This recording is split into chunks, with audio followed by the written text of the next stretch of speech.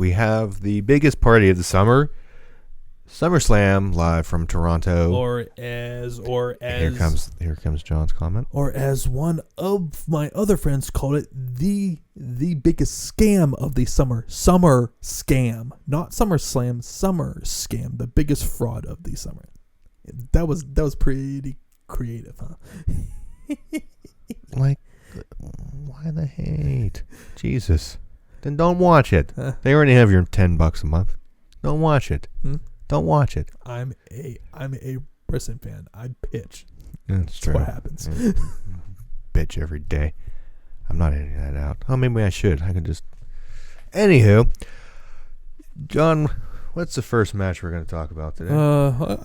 I guess we'll just start from the bottom and just kind of work our way up here. The likely kickoff show. Yep. For the Cruiserweight Championship, Drew Gulak versus Oney Lorcan. Before we go through all of these matches, there's currently only 10 announced matches. I have a feeling that there's probably going to be at least 2 or like 3 more matches added onto this. How are you going to get 3? Huh? Where's the 3 coming from? Well, we don't have any tag team title matches as of this writing. We don't have a announced IC title match either, and also Roman doesn't have a match either. So I'm okay with it. Yeah. So like storyline, I'm okay with it. Yeah. Hell, like I hope there are no matches, and also too.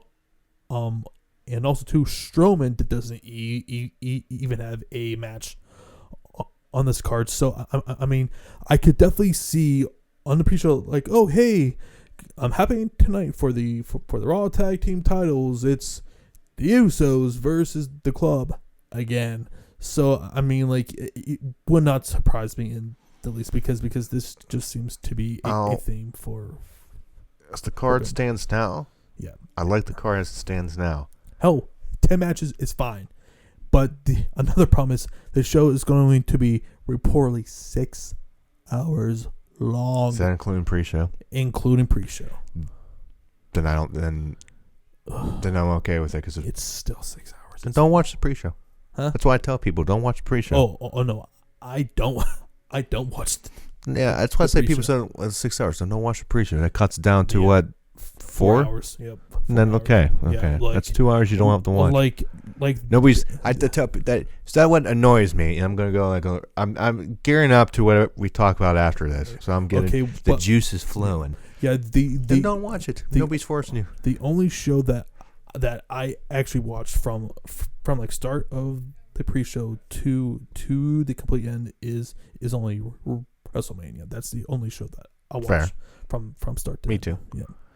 I don't. I'll tune in on a normal pay-per-view. I'll tune in a half hour before because that's basically when they start the pre-show match. Just to hear that, just to watch that. But I'd like to say if you don't want to watch the pre-show, if you don't want to waste 2 hours, don't watch 2 hours. Nobody's forcing you to do it, and. Just tune in when you see on social media that the match is starting, and then you can watch. Yep. Okay, then. So, getting back into things here, for the Cruiserweight Championship, I think Drew Gulak versus Oney Lorcan. I think he retains. Yeah. I think it's going to be a nice little crowd opener. And it'll be good. And bam, there you go. Yep. I mean, like nothing really special. No. It'll probably go 10 to like 15 minutes here. Yep. And it'll be a good solo match. Mm-hmm. Finn Balor versus the Fiend, Bray Wyatt. I will be shocked if this is a long match. I feel like that Wyatt could beat Balor pretty handily here. I think it goes. They probably should. At most 10. Mm-hmm. At the very most. Bray's gonna win. Has to win and should win. Because he should not be losing between now and probably not. I mean, like, honestly, I would not have them lose for at least 8 months, probably more. Like, because they have spent so much time with these video packages, with the everything, with the Firefly Funhouse. They need to they got something. The crowd. They got something. They need to go all the way with this. They put them on iHatus. Mm-hmm. They repackaged them, and it's just working. When you first saw the Firefly Funhouse packages, people's reactions were like, what the hell are they doing?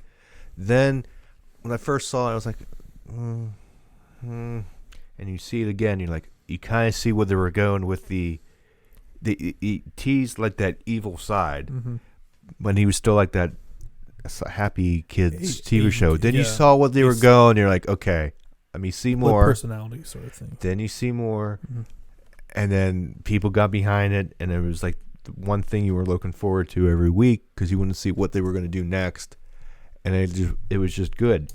And now with the mask and him just coming out attacking people, and they gave him the mandible claw. Yep. It's just good. Props to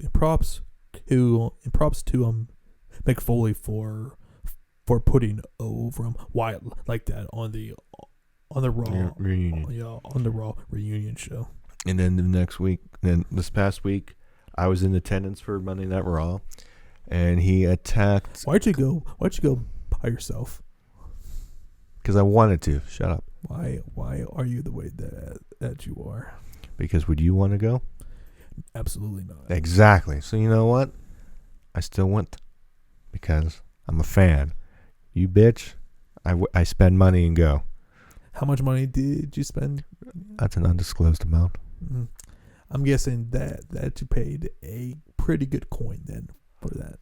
It was decent for club seats. Mm-hmm. It's less than 100. We'll just go with that. Mm-hmm. It's less than 100. I went. I'm a fan. I don't like to miss because stuff happens there, and I'm like, I could have been there, but I didn't because. That's what like YouTube's for. It's not the same. It's not the same to go there and experience. Shut up, John. Shut up, John. I like being there and see all the behind the scenes how everything works. I don't know. It's different. It's an experience. But the crowd was really in the bray, getting back to SummerSlam and not my personal attack on me. Because that's what we... But that's fun, though. Let's leave actual or real lives out of the podcast. Anywho. So... I couldn't keep a straight face. So Bray wins. Yes. And he looks strong. Yes. Oh, and now we got Oldberg versus Dolph Ziggler. Wait. Oh, yeah. So we got Goldberg versus Dolph Ziggler. This is gonna be Goldberg's. They did this with Taker. Yep.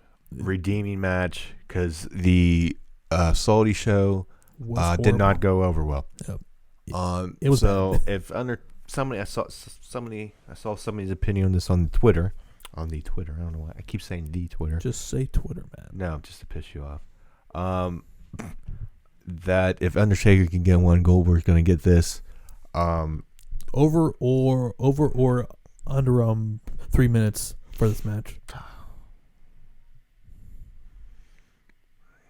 Slightly over. I'm gonna say under. I'm just wanting just to be different, just to see. Reason why I say slightly over is if they want to give him, if he wants a redeeming match, do they get some moves in and Dolph gets some like offense in, ultimately gets destroyed? Yeah. Because I don't want to see, a part of me doesn't want to see come in, spear, jackhammer, pin, leave. Because then it's just like I'm expecting it to be fairly similar to how Goldberg versus Kevin Owens was for the Universal title. Yeah, that's fair. I'm expecting it to be something fairly similar. If you can, if they make it decent amount of time, if Dolph can get something, they can get some action into it, Yeah. and Dolph can look good losing, it accomplishes what it needed to do. But just based on how WWE has booked him, I'm expecting him to look like an absolute nerd in this match. I'm expecting once that bell rings, probably a spear, a jackhammer, and that's Which I don't want to see. which I would not surprise if that's pretty much. Wouldn't surprise me, but I wouldn't Yeah. want to do it. I'm almost, in a way, it's going to sound weird, happy this is happening besides Dolph and Miz, because even though it'd probably be good, part of me didn't want to see it. No, I mean, out of those two, I much rather prefer this, just because Miz and Ziggler has been done to death. It just seemed like it came out of nowhere. Yeah. And no one cares about that match. I mean, like, and that is like not saying that a lot of people care about Ziggler versus Goldberg, but I would much rather have this than that match. But the pop of the night being in attendance, and I know everybody was crapping on the crowd, but being there, I don't think it was that bad. Was it the best crowd? No, but I don't think it was nearly as bad as it came over in TV. But when Goldberg's music hit, that place went nuts. Yeah, like just like seeing it over on like YouTube, like it did not seem loud at all.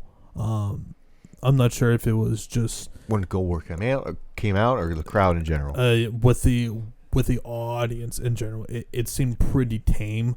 But I feel like though, unless you were in a Philadelphia, a Chicago, a like New York or LA, a really big market, like Raws in general, you're not gonna get like, you know, like great crowds. Like it's not like the Attitude Era where like every single week that there was a hot crowd out every single time. Like everyone was over. Mm-hmm. It's not like that. It's just what their audience has been so alienated, and just to with the attendance, just like there are not a lot of people at these shows. But hey, we are kind of going off a tangent here. Yeah, on a tangent here. But it's longer than I thought. But Shane McMahon versus Kevin Owens, and if Kevin Owens loses, he will quit WWE. So, pretty much, even if this stipulation was there, Kevin would have to win, because Shane, it's that classic. They need to get Shane off of TV, which I think this is going to lead to. Have to get him off of TV, because I absolutely believe that like Fox has a hand in this. They want a serious wrestling program, and getting these heel authority figures off of TV is an absolute. I think they're phasing it out. And they're getting them out. It has, because I have no doubt. Because that concept of storytelling between that and or more specifically, this is like been the most overkilled story that they have always gone to, and like it's time for them to like just phase out like any sort of like GMs or whatever, and just they basically did that on Raw. Yeah, which has helped.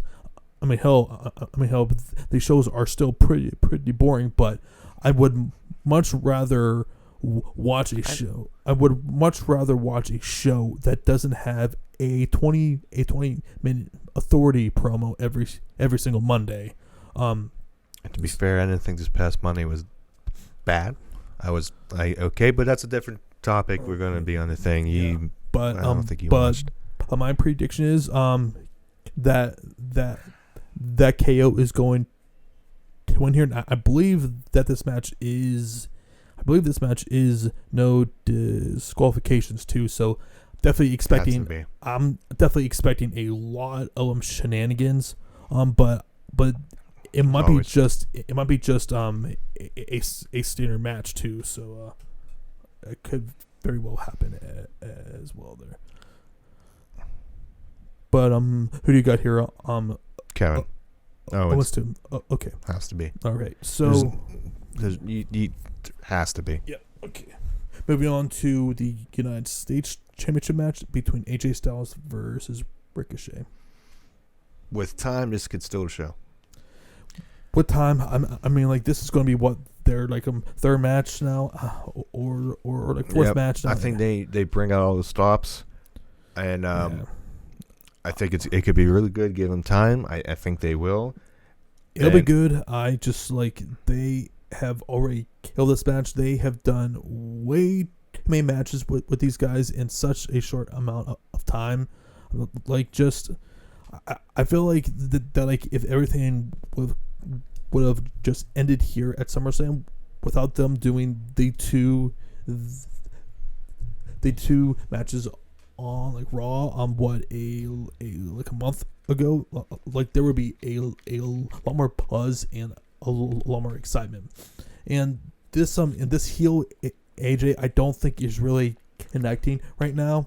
I disagree. I don't know what it is. It just doesn't seem that the audience is honestly really behind a heel AJ. I could be wrong, just because that's because he's a heel. Well, no, actually getting a like actual consistent reaction. I think he's being the crowd. They got a reaction from the club. I'm happy because he got the club. They have the good graphics. They're building something there. And the only problem with that is like they're a good like 3 years too late. Rather him be late than never. I'd rather him say, well, they should have done it instead of they did it instead of saying, well, they could have done this, blah blah blah blah blah blah. Well, I mean, late, like, yes. I mean, it should have been done from the beginning. I mean, like they have been booked just so horribly, since they have debuted with this company. It's all forgiven if they actually do, if and they're not right with it. Too much into it. They went through what a like 6 to 8 month span where they weren't even on the road or anything like and that I absolutely believe came down to them not re-signing and them pretty much threatening to head to AEW, but once they re-signed, the WWE's like, hey, I'd rather them do it than not. So I'd rather it happen. That's all I can say. I'd rather them do it now. They're going to push. I got the new graphics. I got the thing. So I'm happy. Yeah, I'm leaning towards picking Ricochet here, but I honestly can't say confidently who's going to win this match here. Could very easily see Gallows and Anderson interfering and AJ retaining here. I'm going to go with AJ. Yeah. I think you can't. I think it hurts. It would hurt AJ more than Ricochet because Ricochet's just he's getting more beloved week in week out, and if he still does good, losing if you done well doesn't hurt you per se in certain situations. I think if he puts on the show, I think you keep that momentum with the club, and then Ricochet can go from wherever he goes. Excuse me. Yeah. I mean, either one wouldn't shock me. Which is why I fully expect Ricochet to win here, just because this company loves their around 50-50 booking here, so that's why I'm picking Ricochet. Now on to Charlotte Flair versus Trish Stratus. Trish Stratus is coming out of retirement for her final match, and she has stated publicly that this will indeed be her final wrestling match. I fully expect Charlotte to be going over here. This, no doubt. This is, I feel like like, have you seen or actually no, you probably haven't seen this, but this is very similar to what Impact did. Nope. With Didn't see it. with Tessa Blanchard and like Gail Kim. Gail Kim, she came out of retirement for one final match. The major difference between that and this, that match had way more story behind it, had way more build behind it, and to be perfectly honest, I was way more excited about that match than this one. This just feels extremely thrown together at the very last second, because there's been legit 2 weeks build here, maybe 3. Two. Yeah. So I mean, like, just for for a big legend like Trish, she doesn't. I mean, she hasn't been back often, and now she comes back and faces, quite frankly, the most built up women's wrestler in this company outside of Becky Lynch. So I mean, like, I think that's the one thing that saves. I don't want to say saves the build, but makes it okay is that it is Charlotte. Because if you gave it to, I don't know, anybody else, I don't think it works. Yeah, I mean, like, I honestly feel like if they would have done Trish versus Sasha, that his feud would feel a lot more. I think regardless, if it was a little bit more build to it, I think it would be fun. I just feel like that they did an incredible disservice to this match, because to me this is a WrestleMania top of the card match, whereas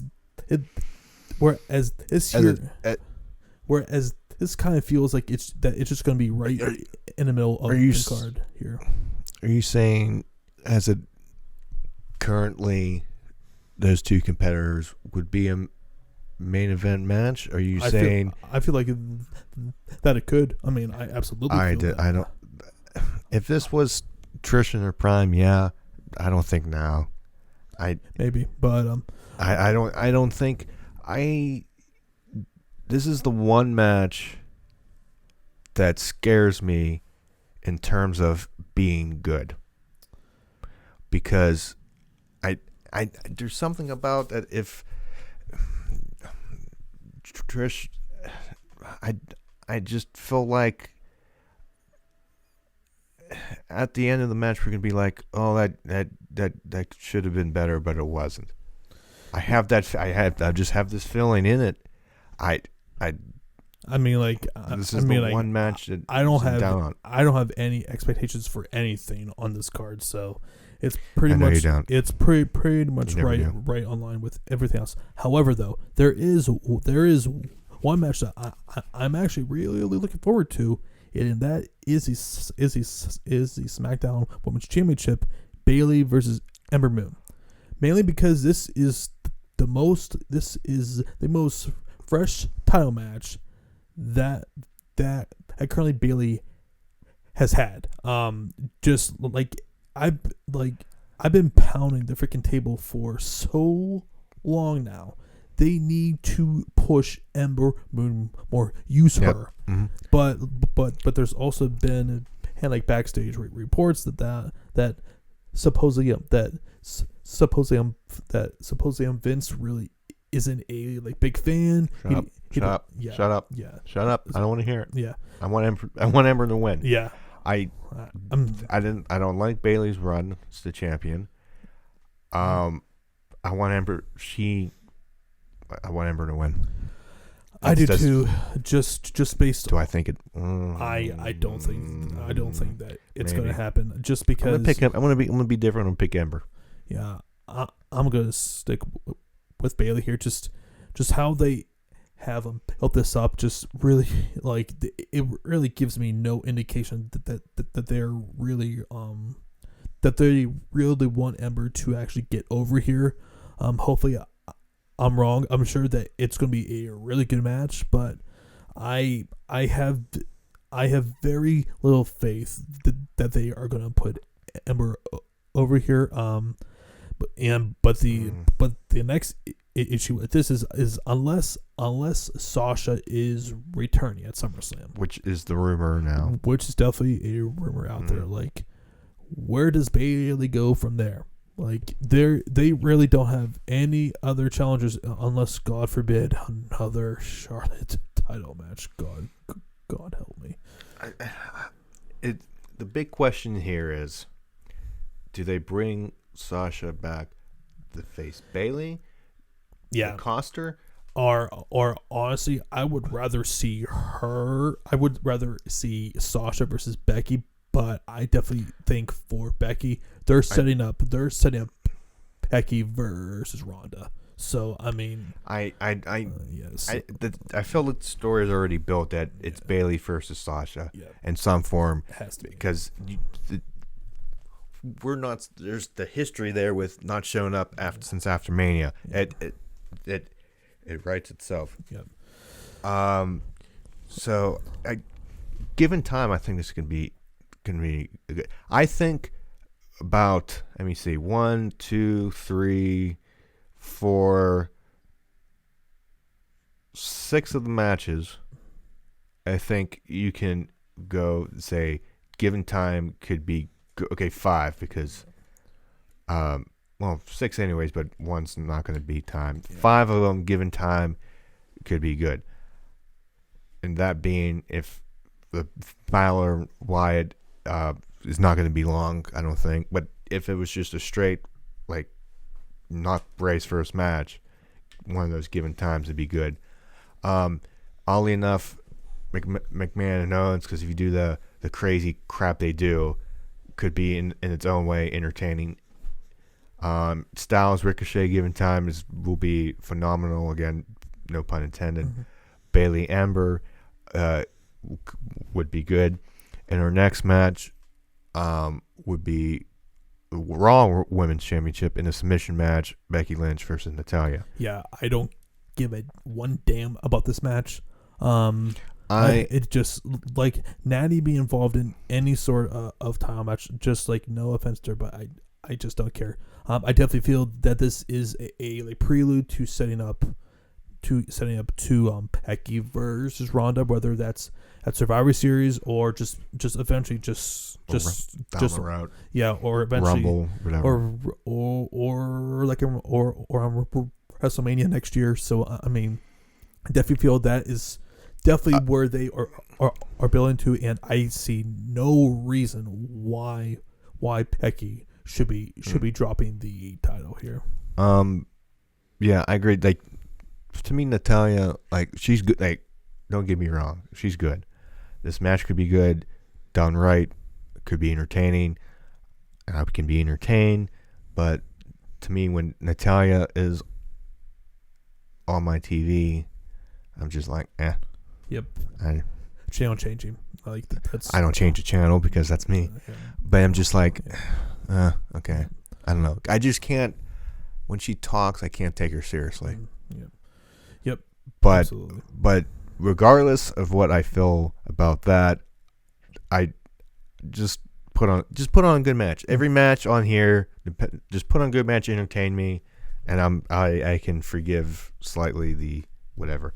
Going on to one of the co-main events is championship match is the WWE Championship, Kofi Kingston versus Randy Orton. I fully expect Kofi to retain. And that's where I disagree with. I definitely feel this is Orton's going to be winning the WWE Championship as they head into the Fox deal. I feel that it's time for Kofi to drop the title. Although, I could see Kofi barely winning here, and Orton eventually taking that title from him, because I feel like that they can get some pretty good traction out of Orton and like Kofi. Going into into September and into October into the Fox deal, but I definitely think that they're planning on putting that title on Orton. I think you should take Hopefully, it off of him. I think you have hopefully, Kofi going I'm with the wrong. Fox deal. You have a minority champion. Yeah, I mean, hopefully I'm wrong, but I have a feeling that it's probably is going to be Orton here. I don't really have high expectations for this match. Just pretty much anything involving Orton. It's really hard to get excited about. I have good expectations for this match. I know it's gonna be good. The other one that I don't have high expectations for is the WWE Universal Championship match. Your challenger. Oh, you have that face. You look like you're going to go off when that finishes. Seth Rollins versus Brock Lesnar. Proceed. So, if I would have told you a year ago, just a year ago at SummerSlam 2018, Heck, Mania. or even just at WrestleMania, that Roman Reigns would be a way better babyface than Seth Rollins, I would call you a bold-faced liar. But wow, like, how much has this man fallen within the last calendar year? His promo work is somehow getting worse. Like, just hearing that crowd reaction in Pittsburgh, like, you could hear a freaking pin drop in that. It just it's bad. I don't know right now. if it's I don't know if it's his promo work that's fallen. I think it's what they're giving him is not Definitely. work. It was not just it's I not also working. feel like that he hasn't done himself any favors by criticizing wrestlers outside of the company because those wrestlers who he's attacking, they were also Seth Rollins fans. So now instead of having that audience in like your corner, now you're kind of turning them against you. Yeah. And so now you're hearing stories now.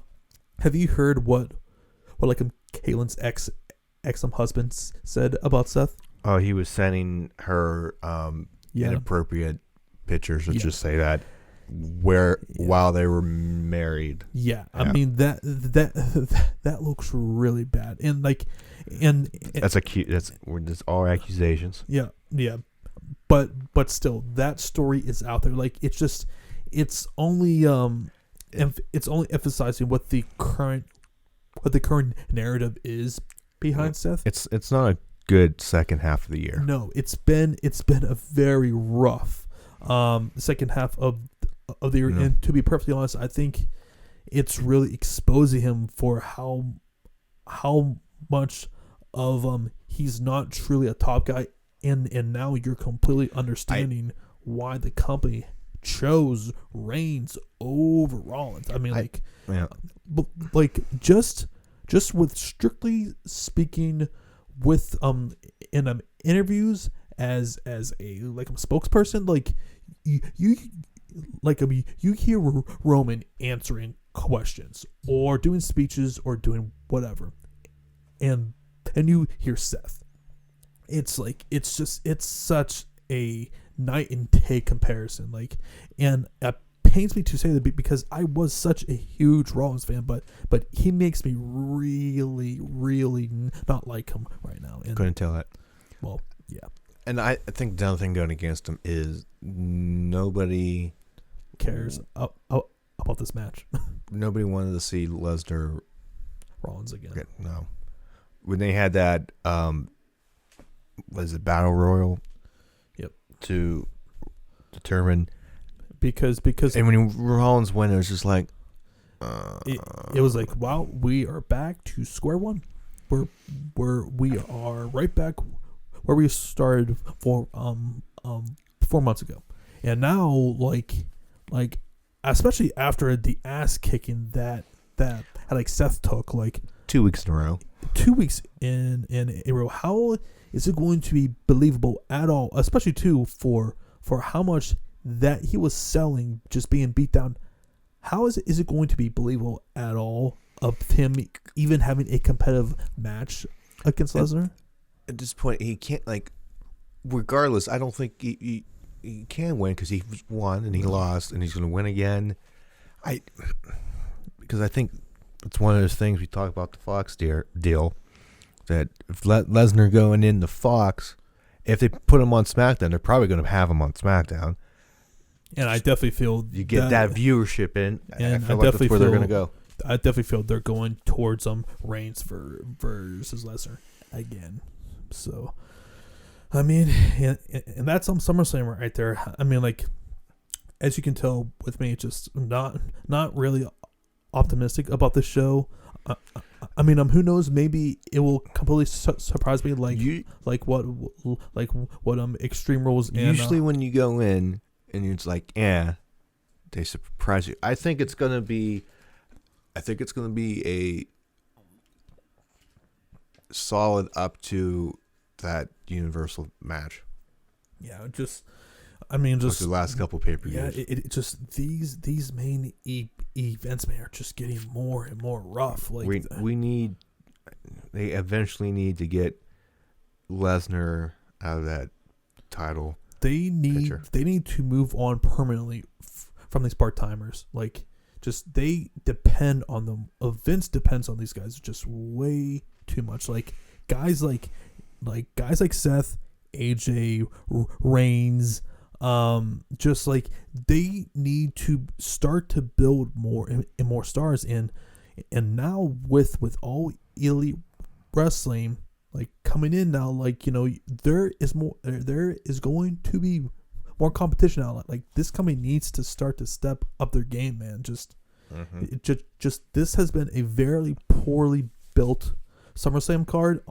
To be perfectly honest, it's one of